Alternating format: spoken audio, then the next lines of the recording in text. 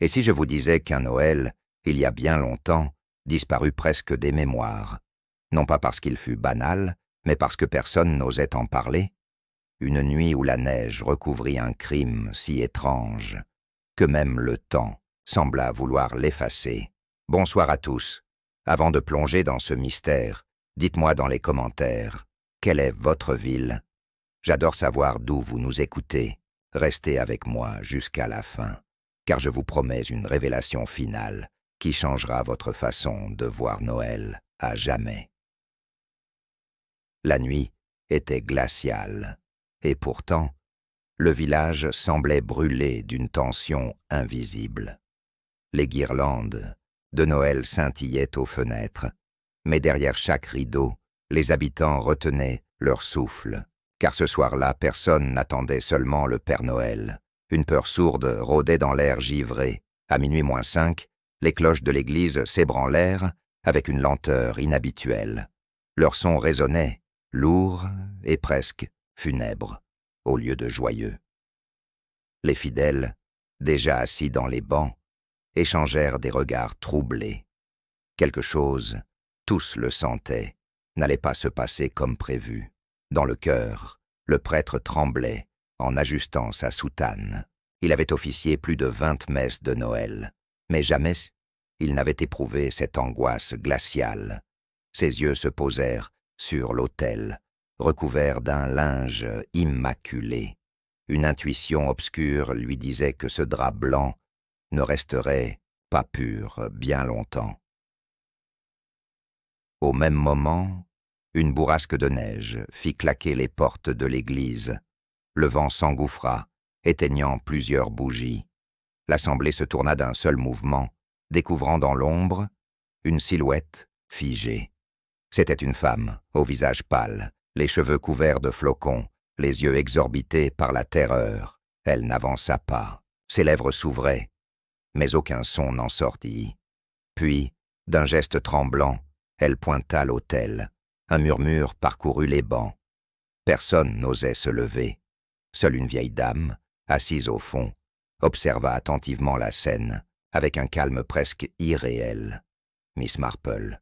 Les fidèles chuchotaient, certains priant, d'autres retenant des cris. Mais Miss Marple plissa les yeux, attentive aux moindres détails. Elle avait remarqué la neige collée aux chaussures de la femme, et surtout, une tache sombre qui s'étendait sur l'ourlet de sa robe. Pas de la boue, pas de la cire, mais du sang. Une tension insoutenable s'installa. Le prêtre fit un pas en avant, puis recula, blême. Ses mains tremblaient, comme si elles refusaient de bénir l'instant. Les enfants présents se serrèrent contre leur mère, incapables de comprendre, mais parfaitement conscients que quelque chose d'horrible planait. Miss Marple, sans détourner son regard, posa lentement sa main sur sa canne. Elle savait qu'il fallait attendre le moment exact pour agir. Trop tôt, et la vérité resterait enfouie. Trop tard, et le drame deviendrait irréversible alors que les cloches sonnaient enfin minuit. Un silence absolu envahit l'église. La femme s'effondra à genoux, la neige s'éparpillant autour d'elle, et son cri brisa la nuit comme une lame. « Le sang, il est sur l'autel !» Le cri résonna entre les voûtes de pierre, comme une blessure ouverte. Les fidèles se levèrent brusquement, certains courant vers les portes, d'autres restaient figés comme des statues de glace. Les bougies vacillantes projetaient des ombres déformées sur les murs, transformant l'église en un théâtre d'épouvante. Le prêtre, livide, s'approcha de l'autel d'un pas incertain. Sa main hésitante effleura le linge blanc, et sous ses doigts apparut une large traînée écarlate. Un murmure collectif s'éleva, un souffle d'horreur qui fit trembler jusqu'aux vitraux. L'autel, lieu sacré, venait d'être profané par le sang. Miss Marple ne quitta pas son banc. Ses yeux fixaient la scène avec une acuité qui échappait aux autres. Elle observa non seulement la tâche, mais aussi la réaction des villageois. Certains détournaient le regard. D'autres paraissaient fascinés, mais 2 personnes, précisément, semblaient être trop calmes pour être innocentes. La femme effondrée sur le sol continuait de sangloter, incapable d'expliquer comment elle avait découvert l'horreur. Ses paroles se brisaient, en fragments, le chemin, la neige. Il était déjà là. Mais sa voix mourait à chaque tentative, comme si une main invisible étranglait sa gorge. Un homme massif, au premier rang, serra les poings. Ses yeux noirs fixaient le prêtre, puis l'autel, puis la vieille dame, assise à l'arrière. Il n'aimait pas la présence de Miss Marple. Cela se lisait dans son expression crispée, comme si d'un seul regard, elle pouvait lire dans son âme. Le silence fut brisé par un enfant qui pleura. Sa mère le serra contre elle, puis se leva brusquement pour sortir. Mais à l'instant même où elle franchit l'allée, un autre cri surgit. Cette fois, ce n'était pas de peur, mais de rage. Un homme accusait la femme effondrée d'avoir souillé l'autel elle-même. Les voix s'élevèrent, se croisèrent, se heurtèrent comme des lames. Les villageois se divisaient en 2 camps. L'un convaincu que la femme était coupable, l'autre certain qu'elle n'était qu'un témoin malheureux. Le prêtre, dépassé, levait les mains en vain pour réclamer le silence. Miss Marple, elle, se leva enfin. Elle marcha lentement jusqu'au centre de la nef, chaque pas résonnant sur les dalles froides. Sa canne frappait le sol comme un métronome, ramenant peu à peu l'assemblée au silence. Lorsqu'elle atteignit l'autel, elle leva les yeux vers le linge taché. « Mes amis, » dit-elle d'une voix claire et posée, « ce sang n'est pas là par hasard, mais ce n'est pas non plus l'œuvre de celle qui tremble devant vous. Le véritable coupable se cache parmi nous, et il n'a pas encore révélé son jeu. » Un silence pesant tomba après les paroles de Miss Marple. On entendait seulement le crépitement des bougies qui s'éteignaient une à une, comme si la lumière elle-même refusait d'éclairer la vérité. Tous les regards convergeaient vers la vieille dame, dont la présence imposait un étrange mélange de sérénité et d'autorité. Le prêtre, la voix tremblante, tenta de reprendre la parole, mais ses mots s'étranglèrent dans sa gorge. Il semblait déchiré entre son devoir religieux et la terreur qui le rongeait. L'autel taché de sang n'était pas seulement un crime, c'était un blasphème, et il savait que le scandale marquerait le village pour des générations. La femme accroupie au sol leva lentement les yeux vers Miss Marple. Son visage baignait de larmes, mais dans son regard brillait une étincelle de reconnaissance, comme si elle venait de trouver une alliée inattendue. Pourtant, elle demeurait incapable de prononcer plus de quelques mots, chaque syllabe s'échappant dans un souffle brisé. Les fidèles, eux, commençaient à murmurer entre eux. Des accusations volaient à voix basse. « C'est elle. Non. Il ment. Je l'ai vue près de l'église hier soir. » Ces chuchotements tissaient une toile de suspicion qui menaçait de se resserrer sur la femme, encore à genoux. Miss Marple, attentive, laissa ses yeux parcourir la nef. Elle remarqua les mains nerveuses de l'homme massif au premier rang, les regards échangés entre 2 voisines qui semblaient partager un secret, et la pâleur inquiétante d'un jeune garçon qui évitait obstinément de lever les yeux. Chaque détail avait un poids, et elle le notait sans mot dire. Soudain, un bruit sourd résonna derrière l'autel, comme un objet tombant lourdement sur la pierre. Tous se retournèrent, le souffle suspendu.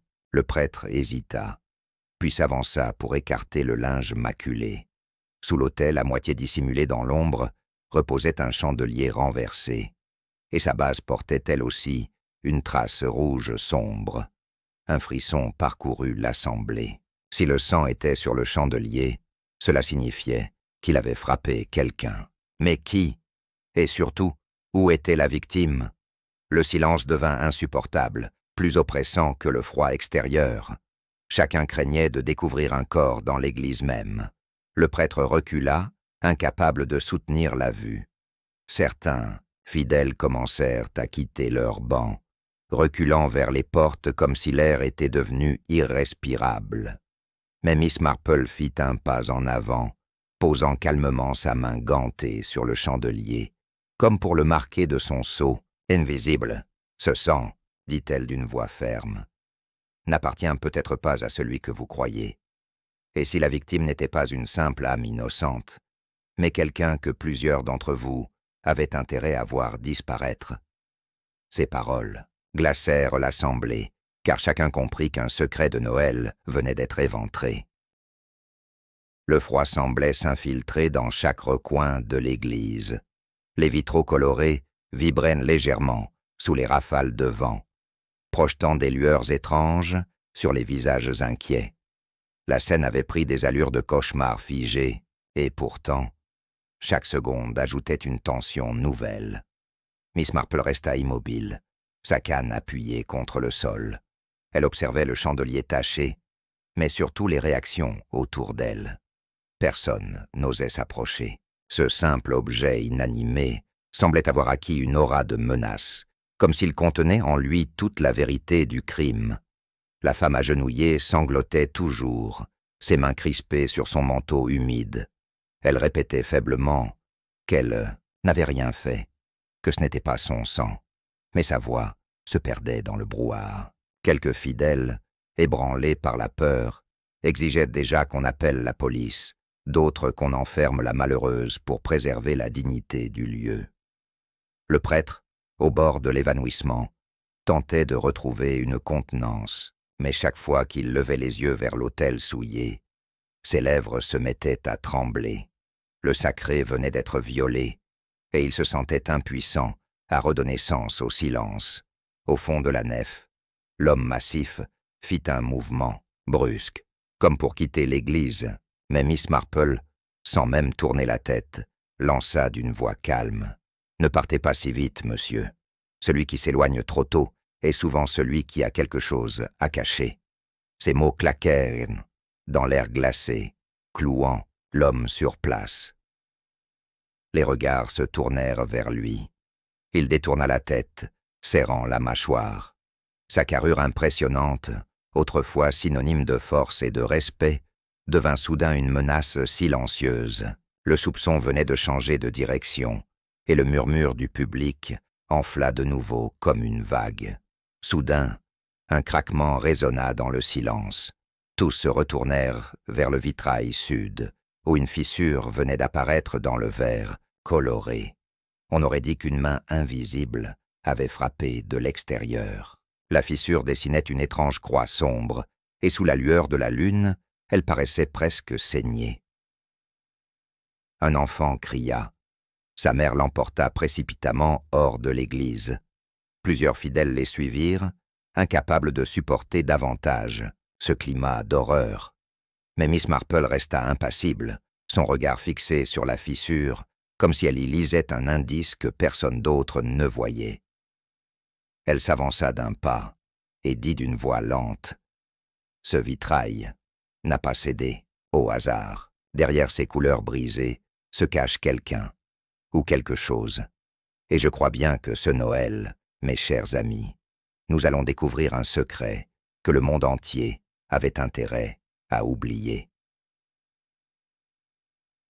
La fissure du vitrail, encore fraîche, semblait palpiter sous la lueur de la lune. Les couleurs brisées se projetaient sur le sol en éclats rouges et bleus, comme des taches de sang et de glace. L'assemblée, secouée par la peur, se dispersait lentement, laissant derrière elle des bancs à moitié vides et un silence lourd de non-dits. Miss Marple, restée debout au centre de la nef, observait ce départ précipité avec une attention particulière. Elle savait que ceux qui quittent la scène d'un crime révèlent parfois plus que ceux qui restent. Chaque pas hâtif, chaque visage baissé, chaque main tremblante pouvait être une clé vers la vérité. Le prêtre tenta de rappeler les fidèles, suppliant qu'ils ne partent pas avant la bénédiction, mais sa voix se brisa, et son autorité s'évapora dans l'air froid. Les portes claquèrent, l'une après l'autre, et il resta seul, avec une poignée d'âmes trop curieuses ou trop coupables pour s'enfuir. La femme agenouillée, trempée de sueur et de larmes, se releva difficilement. Ses jambes vacillaient, mais son regard cherchait désespérément celui de Miss Marple. Elle semblait supplier, en silence, qu'on la croie, qu'on la protège d'une foule prête à la condamner sans preuve. Miss Marple s'approcha d'elle, la soutint doucement par le bras et murmura « Ne craignez rien, ma chère. Le mensonge a toujours les jambes courtes, et ce soir, il trébuchera. » Ces mots, chuchotés comme une prière, redonnèrent à la femme un souffle d'espérance, mais son corps restait secoué de frissons. Dans le premier rang, l'homme massif ne bougeait pas. Ses yeux sombres fixaient la fissure du vitrail, comme s'il y voyait une menace personnelle. Ses poings restaient serrés, et chaque muscle de son visage criait la colère contenue. Miss Marple nota ce détail avec une précision chirurgicale. Un léger mouvement attira alors son attention. Un jeune garçon, assis seul sur un banc, glissait quelque chose sous sa veste. L'éclat métallique d'un objet se refléta brièvement dans la lumière des cierges. Ce n'était ni un jouet, ni un bijou. C'était une clé ancienne, gravée de symboles étranges. Miss Marple s'avança vers lui, mais le garçon détourna les yeux et se recroquevilla. Elle n'insista pas, consciente que la peur le ferait se trahir au moment opportun. Elle se contenta d'un regard bienveillant, assez pour lui faire comprendre qu'elle l'avait vu et qu'il ne pourrait pas fuir son silence. Puis, levant les yeux vers l'autel souillé, elle déclara calmement « Le sang est une trace, mais il n'est pas le cœur du mystère.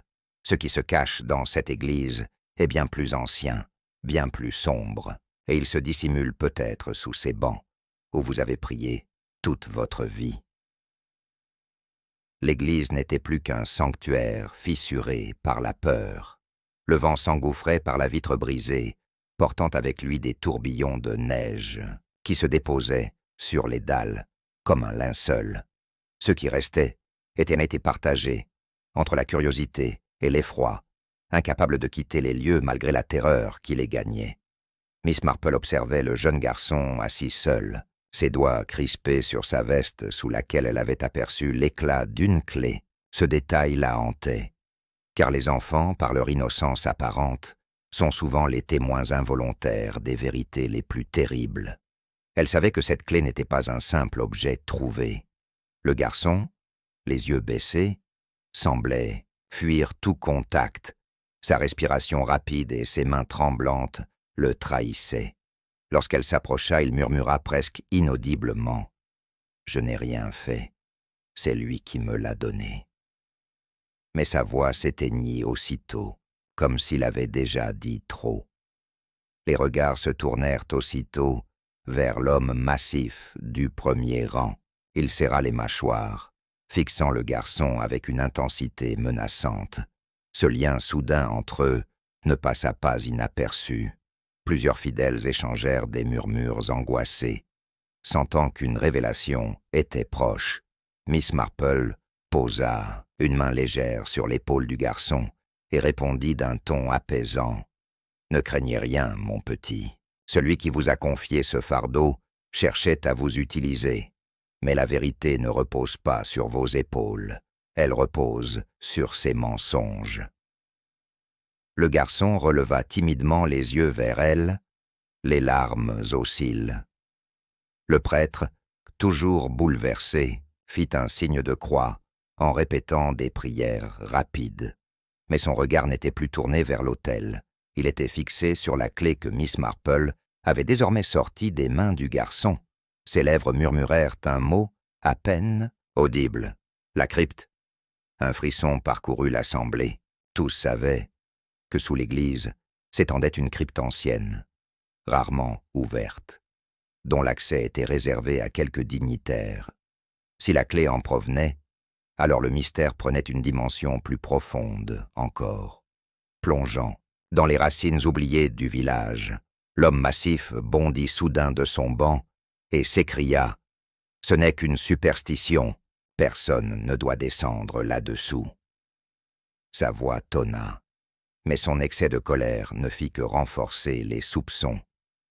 Plusieurs fidèles reculèrent, effrayés par son éclat brutal. Miss Marple, imperturbable, glissa la clé dans sa poche et déclara calmement « Justement, monsieur, c'est souvent dans les endroits que l'on interdit avec le plus de rage que la vérité attend d'être révélée. Et cette nuit de Noël, il se pourrait bien que la crypte nous parle, enfin. »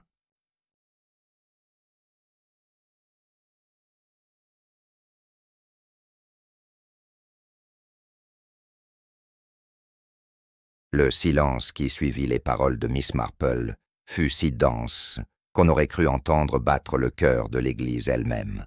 La clé brillait faiblement dans la poche de la vieille dame, comme si elle portait déjà en elle la promesse d'un secret longtemps enfoui. Les regards se fixèrent sur elle, attendant sa décision. La femme agenouillée retrouva un peu de force et murmura d'une voix tremblante « La crypte, je l'ai vue ouverte cette nuit. Quelqu'un y est descendu. » Sa confession jeta un froid plus glacial que la neige. Si cela était vrai, alors le sang de l'autel pouvait bien provenir d'un drame survenu en dessous. Le prêtre se signa plusieurs fois, suppliant qu'on n'aille pas troubler les morts. « Cet endroit est consacré, » balbutia-t-il. « Personne n'y met les pieds depuis des décennies. » Mais ses protestations sonnèrent creuses. Il ne défendait pas seulement le sacré, il défendait une peur plus intime, comme s'il redoutait ce que la crypte contenait vraiment. Miss Marple avança lentement dans la nef, ses pas résonnant comme des coups de marteau sur la pierre. Elle s'arrêta devant une dalle fissurée au sol, juste derrière le chœur. Ses doigts effleurèrent la fissure, et elle sut immédiatement qu'elle avait trouvé l'entrée. La clé du garçon n'était pas une simple curiosité. Elle ouvrait la porte du silence. L'homme massif gronda, ses yeux lançant des éclairs. « Personne n'ouvrira cette crypte !» cria-t-il, avançant d'un pas menaçant. Mais Miss Marple, sans hausser la voix, répliqua « Votre insistance est éloquente, monsieur, trop éloquente pour être innocente. » Les fidèles présents reculèrent, partageant entre eux un mélange de peur et de suspicion. Le garçon, blotti contre un banc, regardait la scène avec des yeux grands ouverts. Ses lèvres bougeaient comme pour former des mots, mais aucun son n'en sortit. Il semblait porter en lui une vérité qu'il n'osait pas livrer, un secret confié à l'ombre. Miss Marple nota ce silence plus fort que n'importe quel cri. Soudain, une nouvelle bourrasque s'engouffra dans l'église, éteignant la plupart des bougies. Dans la pénombre, la fissure du vitrail se mit à luire sous la lune, projetant un ray de lumière qui venait frapper directement la dalle fissurée. Comme un doigt invisible, la lumière désignait l'entrée de la crypte. Le prêtre recula, les mains tremblantes, comme s'il venait de voir un signe du ciel. Mais Miss Marple se pencha, sortit la clé de sa poche et la glissa dans une serrure presque invisible, encastrée dans la pierre. Un cliquetis sec résonna, suivi d'un grondement sourd. La dalle commença à se soulever lentement. Un souffle glacé monta des profondeurs. Une odeur âcre de poussière et de fer se répandit aussitôt dans l'air. Miss Marple redressa la tête et déclara d'une voix calme mais ferme « La vérité nous attend en bas. Et croyez-moi, elle ne sera pas facile à affronter. » Un frisson parcourut l'assemblée quand la dalle se souleva, dévoilant un escalier de pierre plongeant dans l'obscurité. La poussière s'éleva en volute, comme si l'air lui-même refusait de laisser s'échapper le secret qu'il gardait depuis des décennies. Les fidèles encore présents reculèrent, certains faisant le signe de croix, d'autres se murmurant des prières. Miss Marple resta immobile un instant, le regard fixé sur les marches englouties par les ténèbres. Puis elle prit sa canne, l'appuya fermement au sol et commença à descendre. Sa silhouette fragile semblait minuscule face à l'ombre, mais chaque pas résonnait avec une assurance qui inspirait le silence. La femme qui pleurait tant se leva et voulut la suivre, mais son corps vacillant l'en empêcha. C'est le prêtre qui, malgré sa peur, s'avança timidement. Son souffle court trahissait son angoisse, mais il se sentait lié au lieu, comme si sa charge spirituelle l'obligeait à descendre lui aussi dans ce monde interdit. Le garçon, quant à lui, se détacha du banc où il se cachait et se glissa derrière eux. Ses yeux, écarquillés, brillaient d'une lueur où la peur et la curiosité se mêlaient. Miss Marple le remarqua, mais ne l'arrêta pas. Elle savait que certains témoins sont choisis par le destin, même si leur âge est tendre. L'homme massif resta en haut, le visage tendu, les bras croisés. Il refusait de descendre, mais son immobilité était pleine de rage contenue. Ses yeux suivaient dès chaque geste de la vieille enquêtrice, comme s'il redoutait le moment où son secret, enfoui sous ces pierres, serait mis à nu. À mesure qu'il s'enfonçait, l'air devenait plus lourd, plus humide. Les murs de pierre suintaient, et une odeur métallique emplissait les narines. Le prêtre se signa encore et encore, murmurant « Seigneur, pardonnez-nous, Seigneur, gardez-nous ». Mais ses prières semblaient se perdre dans le vide, englouties par l'écho. Miss Marple s'arrêta soudain. Ses yeux s'habituèrent à l'obscurité, et elle distingua sur les marches des traces sombres et irrégulières. Elle se pencha, passa son doigt dessus, et à la lumière d'une bougie que l'enfant avait allumée, elle vit l'évidence. C'était du sang, séché et ancien. Le garçon sursauta, ses lèvres tremblant. Il y a quelqu'un en bas, balbutia-t-il, comme s'il avait déjà entendu ou vu quelque chose. Ces mots flottèrent dans l'air froid, ajoutant un poids supplémentaire à l'angoisse. Le prêtre posa une main sur son épaule pour le calmer, mais ses propres doigts tremblaient. Au bas des marches, une lourde porte de fer apparut, rongée par le temps. Miss Marple approcha sa main de l'anneau qui servait de poignée. Derrière, un silence épais semblait retenir son souffle.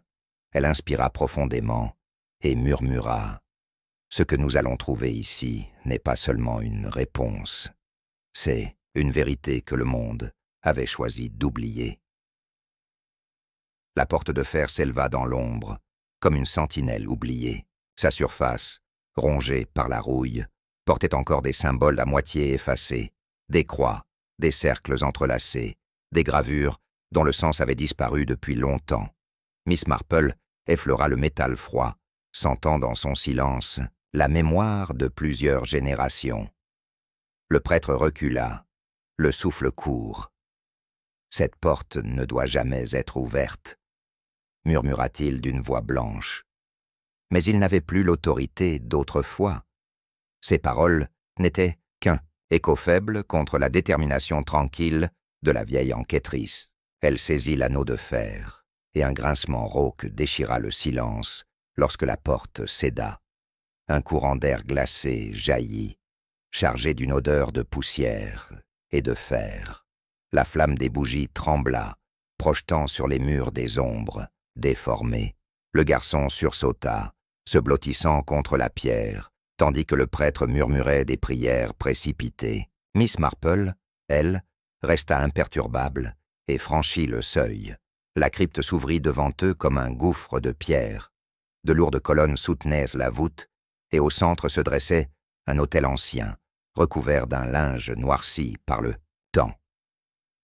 Tout autour, des niches scellées par des plaques de marbre portaient des noms gravés, certains effacés, d'autres encore lisibles sous la lueur vacillante.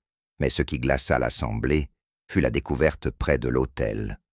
Une traînée de sang fraîche, serpentant sur le sol, et qui disparaissait derrière une colonne. Le contraste entre l'ancienneté de la crypte et la fraîcheur du sang créa une terreur nouvelle. Quelqu'un avait été là, récemment. Miss Marple s'approcha lentement, ses pas résonnant dans l'écho. Elle s'agenouilla près de la traînée, toucha du bout des doigts la marque sombre et observa sa consistance. « Ce n'est pas un accident, » dit-elle d'une voix basse. « Ce sang a coulé ce soir même, et celui qui l'a versé ne peut être loin. » Le prêtre s'évanouit presque, s'agrippant à une colonne pour ne pas tomber.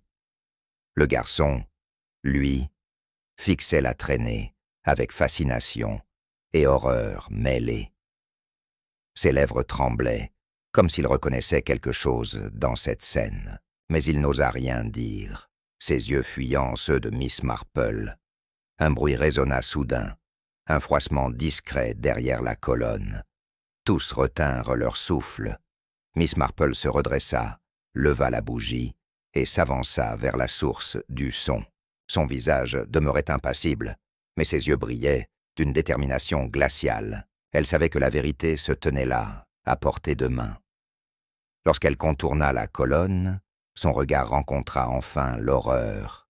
Un corps gisait à terre, enveloppé dans un manteau sombre, le visage caché par l'ombre.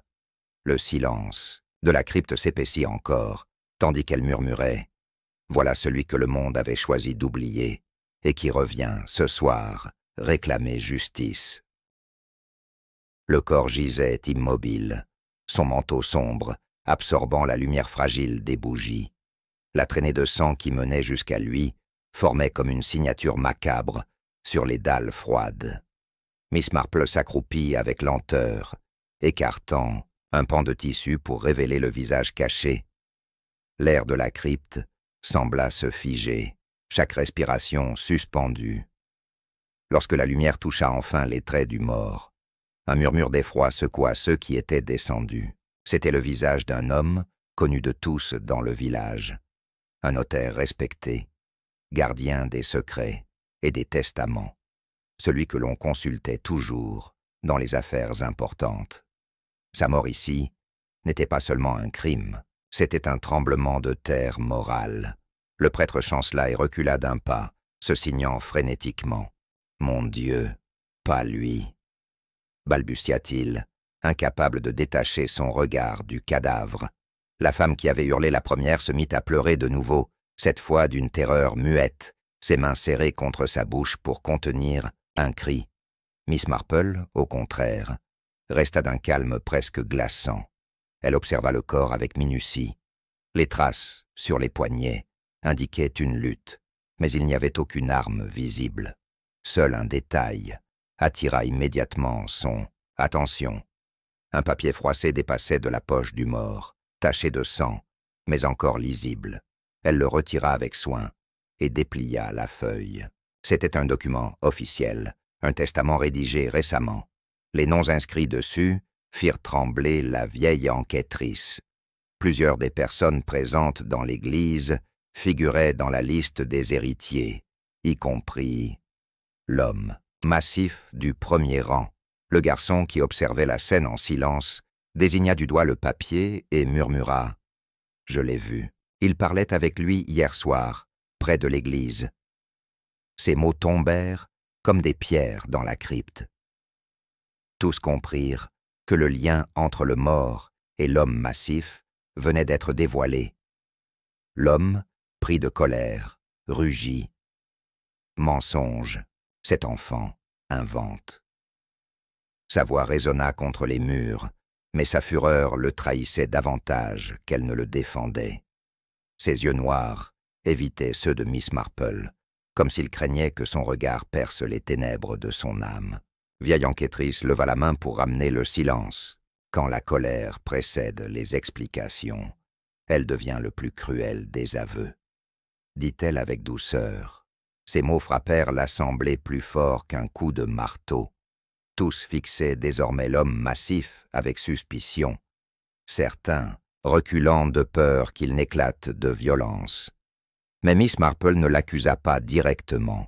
Au lieu de cela, elle se tourna vers le prêtre et le garçon. Ce testament n'a pas encore livré tous ses secrets, et si cet homme a été tué ce soir, c'est parce qu'il en savait trop. Nous devons comprendre ce qu'il s'apprêtait à révéler avant que son silence ne devienne éternel. La crypte résonnait encore des paroles de Miss Marple. Le silence, lourd et étouffant, pesait sur chacun comme une chape de plomb.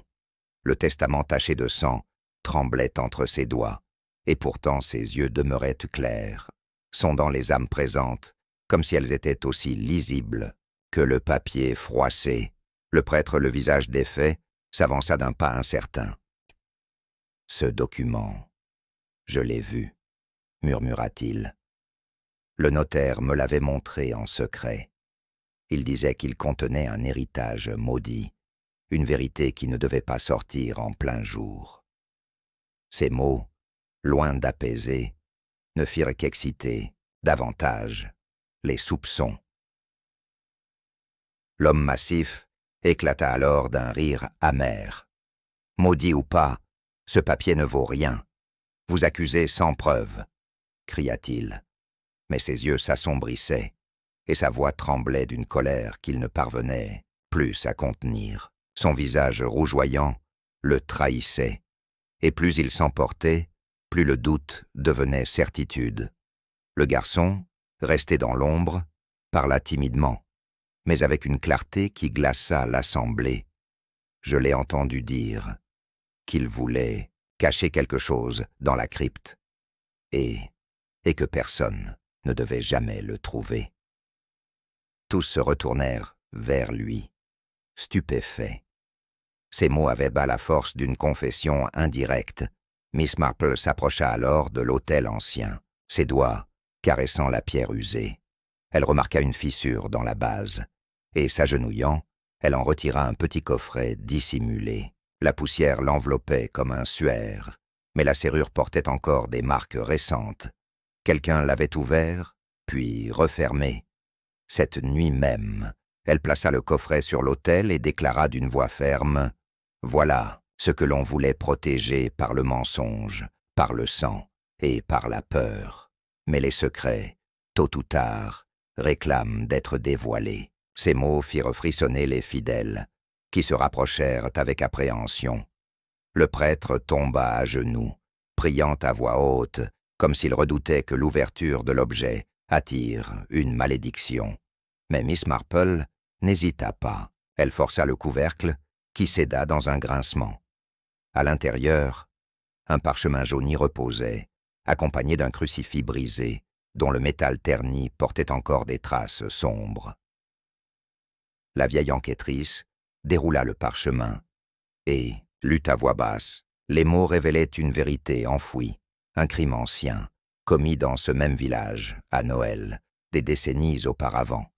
Un homme avait été assassiné et son nom effacé des registres. Mais son sang réclamait justice, génération après génération.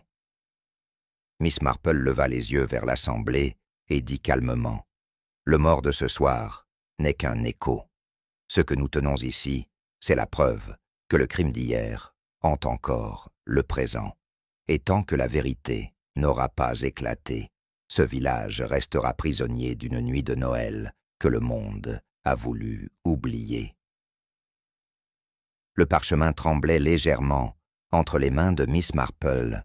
L'écriture ancienne, à l'encre presque effacée, racontait une histoire qu'aucun des vivants n'osait plus murmurer. Elle prit une inspiration et lut à voix haute, chaque mot résonnant sous la voûte de pierre, comme un glas. Homme, l'an de grâce 1894, fut tué dans ce village, un homme de sang noble, trahi par ses proches, et son nom effacé, pour que jamais sa descendance ne réclame justice. Un frisson parcourut l'assemblée. Le prêtre se couvrit le visage de ses mains, comme s'il connaissait déjà ce récit maudit. La femme effondrée éclata en sanglots, répétant « On nous avait dit que ce n'était qu'une légende. » Mais les mots couchés sur le parchemin, taché de cire et de sang ancien, rendaient monter la légende terriblement réelle. Miss Marple continua. Le corps fut caché dans la crypte et l'héritage confisqué.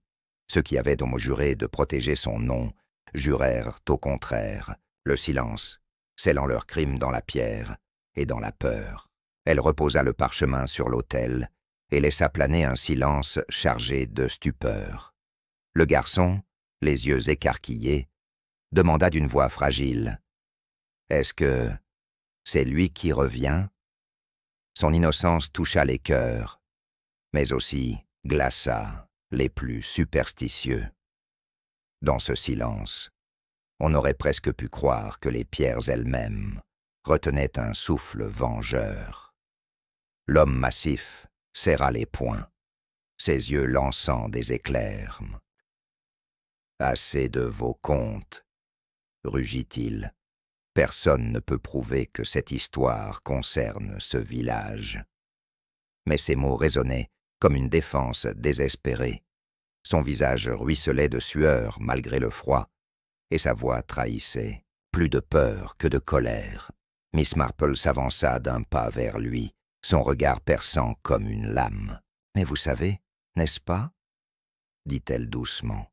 « Vous savez que votre nom figure dans ce parchemin, car ceux qui ont trahi jadis ont transmis leur silence et leur honte à leurs enfants. » Ces paroles frappèrent l'homme comme un coup invisible.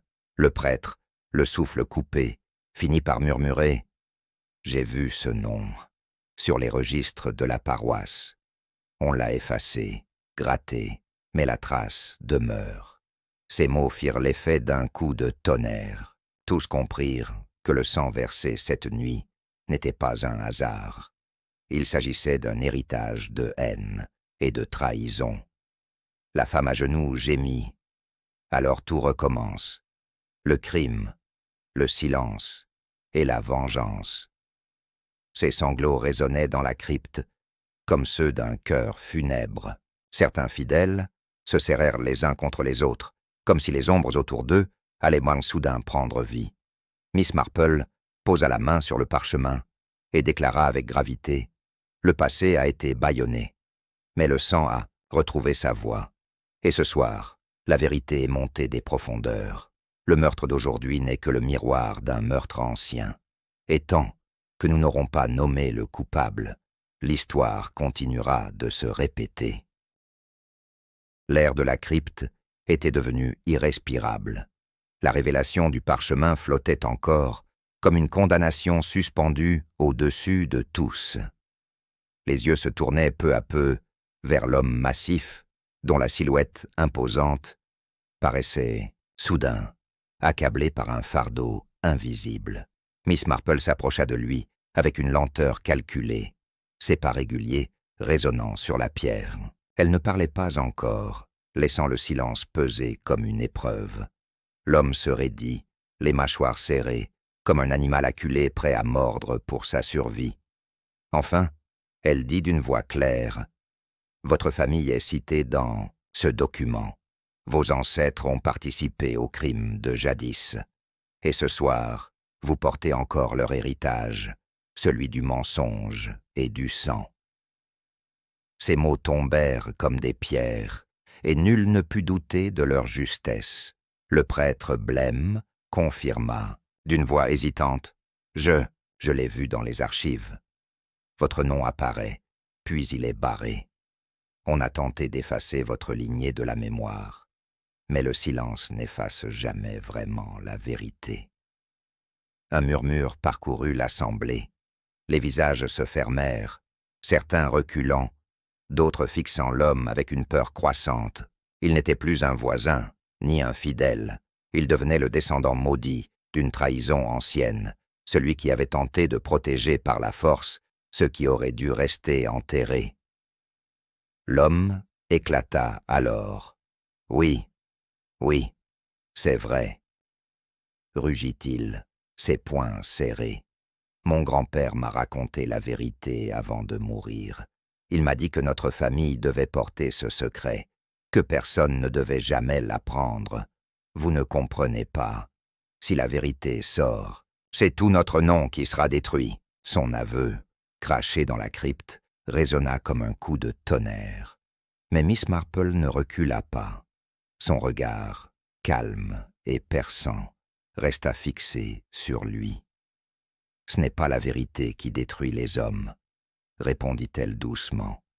C'est le mensonge qui les ronge jusqu'à la mort. Le garçon, blotti contre le mur, leva timidement la voix. C'est lui qui a frappé le notaire. Ces mots, fragiles mais sincères, achevèrent de briser la résistance de l'homme. Son visage s'effondra et ses épaules tremblèrent sous le poids de la culpabilité. Dans le silence glacé, il murmura enfin « Je voulais seulement protéger notre nom. Je n'ai pas voulu le tuer. » Mais ses mains tachées de sang, invisibles, disaient le contraire.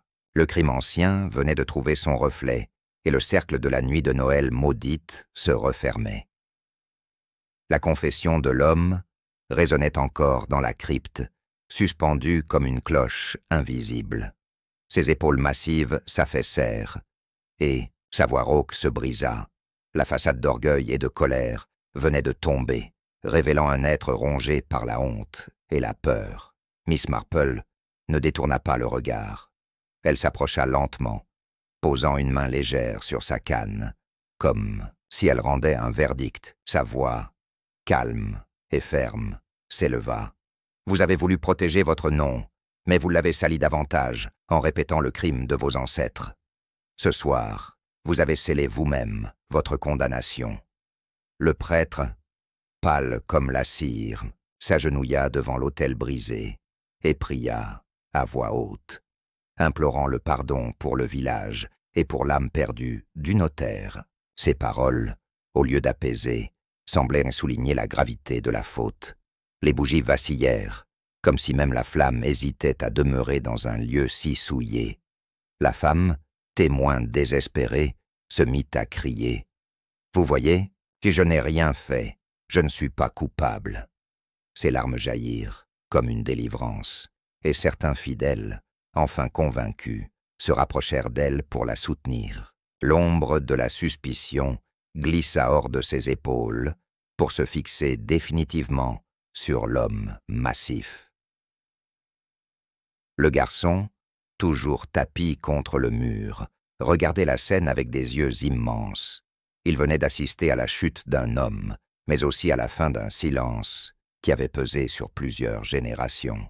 Ses lèvres murmurèrent presque inconsciemment « Le sang parle toujours, même quand on veut l'oublier. » Miss Marple releva doucement le parchemin ancien, l'approcha du corps du notaire et dit « Voilà pourquoi il a été tué, parce qu'il avait découvert ce lien, et qu'il allait révéler au monde ce que vos ancêtres avaient tenté d'enterrer. » Ces mots tombèrent comme un couperet, et nul ne put les contester. L'homme massif, brisé, s'agenouilla enfin, ses mains couvrant son visage. « J'ai voulu arrêter le scandale, j'ai voulu sauver notre famille, mais j'ai tout détruit. » Sa voix se perdit dans l'écho de la crypte, où tant d'autres confessions muettes semblaient déjà reposer.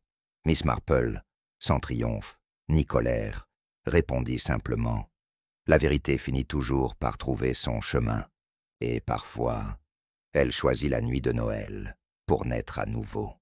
Ces paroles, graves et douces, semblèrent clore un cercle de douleur qui durait depuis des décennies.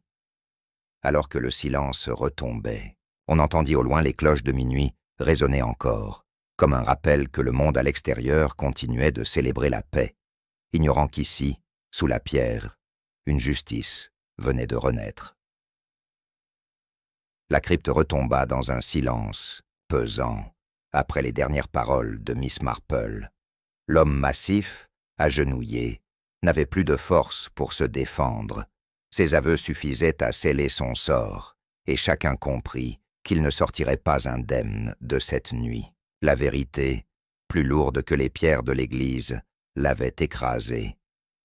Le prêtre, les mains jointes, continua de prier à voix basse, mais son regard se tourna vers Miss Marple, comme pour reconnaître que sans elle, le crime ancien serait resté enterré et le meurtre de ce soir impuni. Dans ses yeux brillait un mélange de gratitude et de crainte. Gratitude envers la vérité révélée, crainte devant la justice implacable. La femme, celle qu'on avait d'abord accusée, respirait enfin plus librement. Ses larmes coulaient encore, mais elles n'étaient plus celles de la peur. Elle libérait des jours de soupçon et de douleur. Elle s'agenouilla devant le corps du notaire, croisa ses mains et chuchota une prière, comme pour lui rendre la dignité que sa mort violente lui avait volée.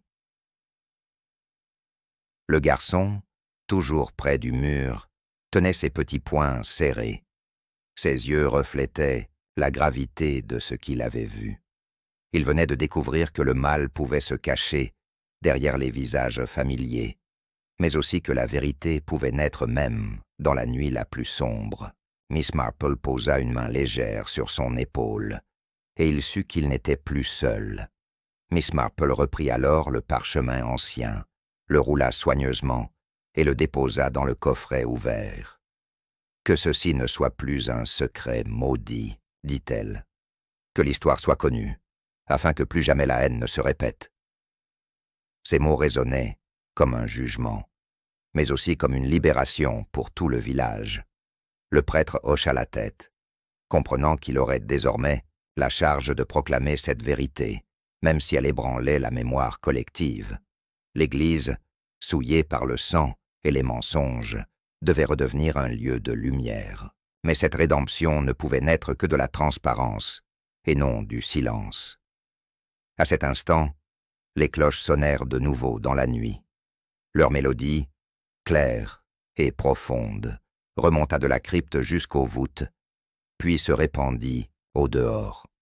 Le vent sembla l'emporter vers le village, comme pour annoncer que la malédiction avait pris fin et que la justice, enfin, avait parlé. Miss Marple se redressa, son visage éclairé par la lueur tremblante des bougies.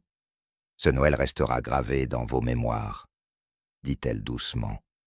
Non pas comme une fête oubliée, mais comme la nuit où le mensonge s'est effondré et où la vérité a triomphé.